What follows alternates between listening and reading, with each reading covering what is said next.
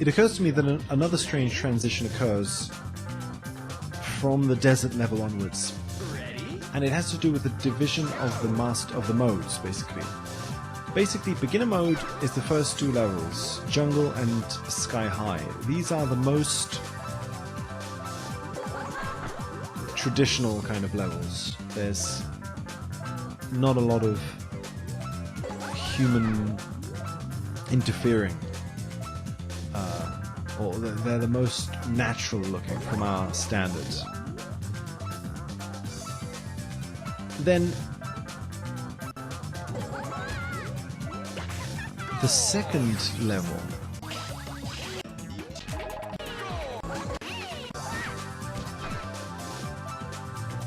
so yeah, beginner level is those two. Advanced is the first four. So it's jungle, sky high, downtown, and underwater.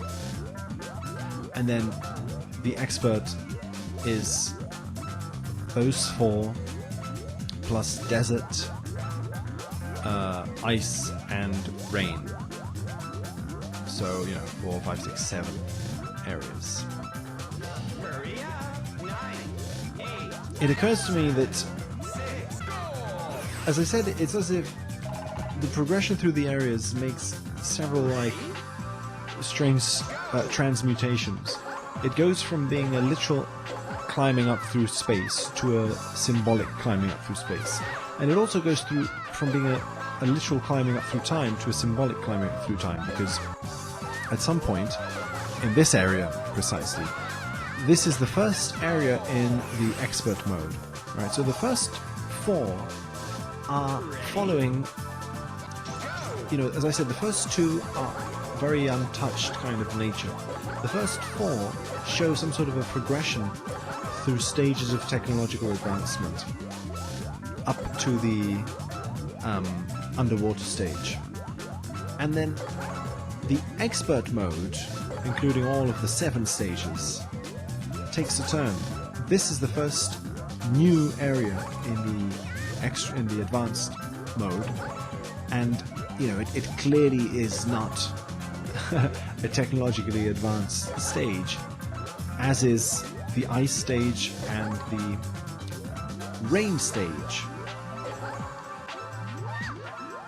So what exactly is happening? As I said, despite them not following that theme of technology that I seem to perceive in the first 3, they do follow a theme of structure, in that there is, in the underwater and this desert stage, a trinity, 3 platforms surrounding the stage.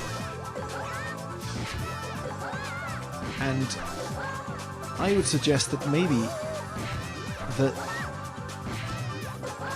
in the same way that perhaps the electricity introduced in Monkey Mole gets symbolically transformed into water, therefore changing the whole appearance of the progression, maybe the technology expressed in the underwater stage gets transmuted into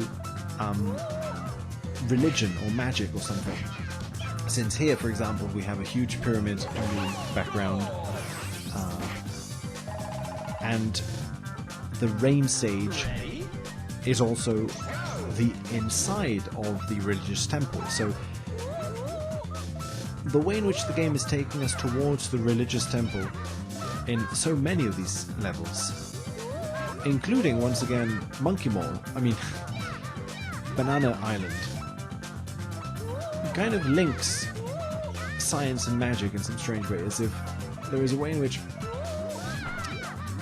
the literal representations of machinery in the underwater stage transform into this desertic mysticism. This is almost like a passage in the desert in spiritual terms, right? Entering a stage of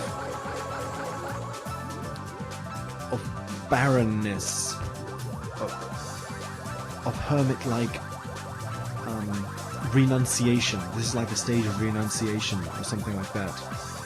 The technological advancements have evaporated, not in the sense that they've disappeared, but in the sense maybe that the water that they represented has changed state. right? It's gone from liquid to solid, or from liquid to gas, or something like that. And that's why it climaxes in the inside of the temple. Somehow the technological advancement has crossed a threshold, a boiling point, where water begins to turn into vapor. Funnily enough, having said that, I think the game is literally doing that. Because, as I said, we're in an ice stage.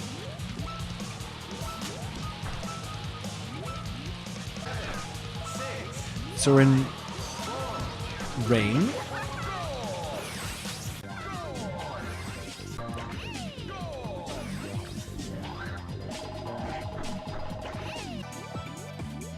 Something strange happens in this area where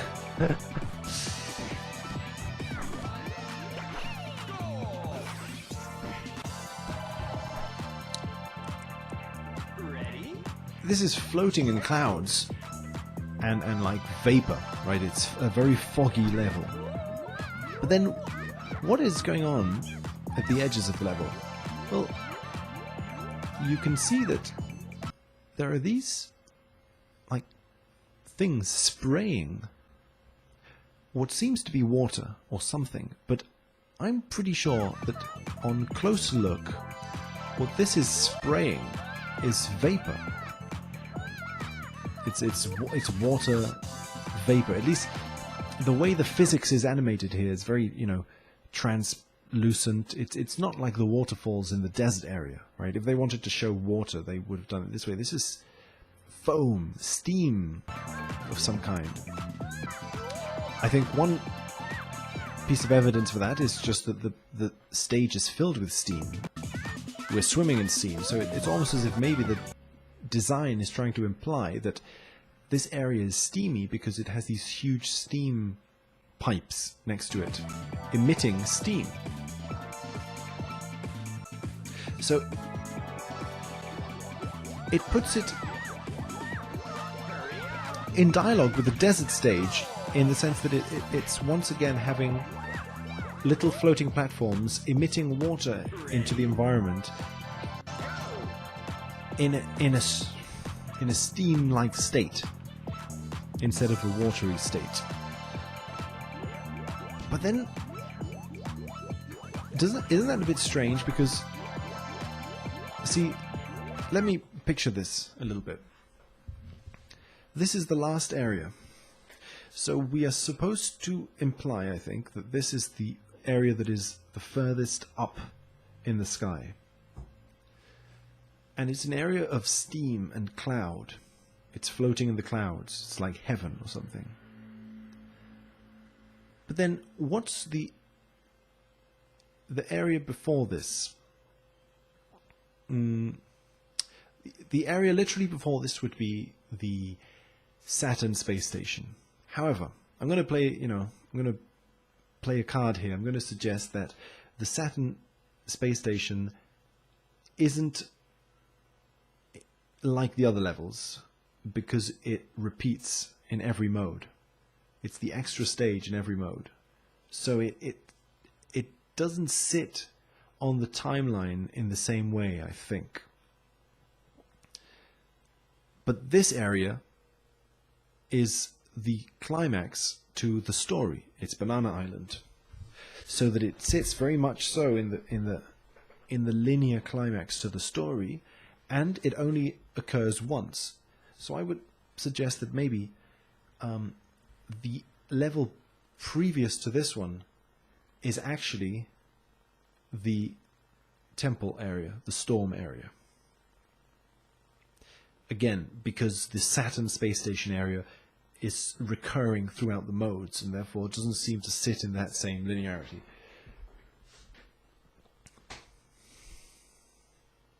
What does that do then? Well, that temple area, it's raining. And where does rain come from? From the clouds. What is Banana Island? It's a big cloud place. In fact, it literally is signaling that to you by placing little steam engines that generate the clouds, almost as if trying to spell out the word cloud steam. So this area seems to represent water in its steam gas state. And again, this area is up at the top. Below this area is rain, presumably coming down from the steam, that is to say, from the clouds. Then, things could get a little more symbolic, because from the rain we reach ice. And from the ice we reach the waterfalls in the desert, which are just a little bit of water. And then we reach the underwater level, which is a lot of water.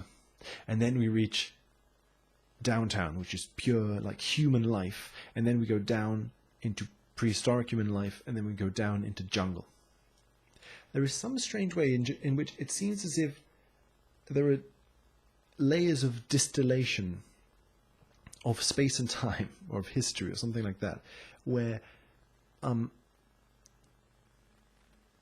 water, sort of, if the steam is maybe representing like spirit or something, and then that kind of gets condensed down into less subtle forms, down to the material world kind of thing, and gets condensed down into the material world of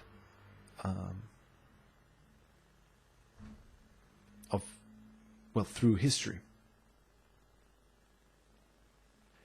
And so, if I am going to champion this interpretation, I would need to, suggest at least a few of the ways in which I think it makes sense, because there are several things that don't make sense at first glance. First of all, the rain level in this interpretation is above the ice level, but rain is more liquid than ice. I think that the rain level in the temple is suggesting something different, because of the flames that never die out. It's almost as if that rain is there just to symbolize the fact that the rain can't put out that fire. And therefore that rain, I think, is symbolic. It's not... See, I think that this game is playing with the literal and the symbolic in strange ways. In any case, what I would say is that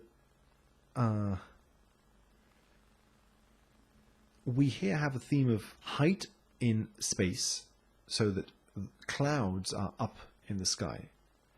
But where does water exist on planet Earth, high up in the sky, but lower than the clouds? Well, the tips of mountains. And therefore that would be ice. So that we have, clouds rain down. I think in that case the rain represents simply the collapsing of the cloud down into water form. That immediately freezes as ice in the mountains. Even though the area is using the theme of like the North Pole or something to express itself, I would like to read it under the light of saying that it represents a place higher up in space than the places below it. In that case, it would mean the tips of mountains. Then below it, we have the water melting from the mountains and trickling down, but in small amounts. That would be the desert. Then it trickles down and accumulates, and it becomes the underwater level. But here, of course, strange things are happening, because water could be interpreted as electricity and technology in some way. So somehow this de-subtlifying of water is bringing about a materialization of technology in the reverse way that we were interpreting it before, to the extent where now suddenly it's the underwater level that can be read as the precursor to the monkey mole level. The underwater level becomes condensed down into monkey mole. And then that's the end of the advanced stage.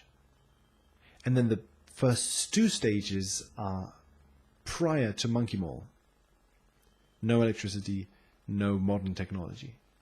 Monkey Mall, in that sense, maybe stands as the center of where us, the player, would place ourselves in some strange way as the modern human world, even though it's an 80s aesthetic, as being, you know, diners, and it also seems to represent like hunger, right? It's about food and sex. It seems to be about libido in some way. It's all restaurants and nightclubs. It's people dancing and eating, right? So it's not explicitly saying so, but I think it's all, there is a theme of the pleasure principle in that area, right? And of course, let's remember this is a game about bananas, possibly as phallic symbols, being stolen and trying to recover them or integrate them in some way. So there is that world of, let's say, human drives of hunger and lust and orgiastic sort of enjoyment as being a coagulated form of the subtle steam raining down from Banana Island, which is the place that the Grand Monkey had told Ai in a dream to try and chase, to try and pursue, as if maybe Ai wasn't being, you know, wasn't being satisfied with his current situation of like hoarding pleasure and then having pleasure taken away from him. It kind of has a sort of a Buddhist parable character to it, right? You have attachment to pleasures, and then these pleasures get taken away, or you have a desire of pleasure and then fear of pleasure being taken away, and you exist in this samsaric kind of loop between wanting things and not wanting things. And then it's as if some sort of a traumatic event sparks a dark night of the soul that makes Ai descend down into the dream world, meet the Grand Monkey. The Grand Monkey suggests, hey, you know, I recommend you try to reach this place in your dreams, in the human imagination, which is Banana Island, which is more of a subtle realm. It exists above all of these condensed technological lustful worlds, but not as a renunciation of them, not as a judgment, a negative judgment on these worlds of flesh and enjoyment, but precisely as a way to integrate them, as a way to not be in a relationship of fear with them, of excessive fear, at least, of shame. So I think that something like that is going on, and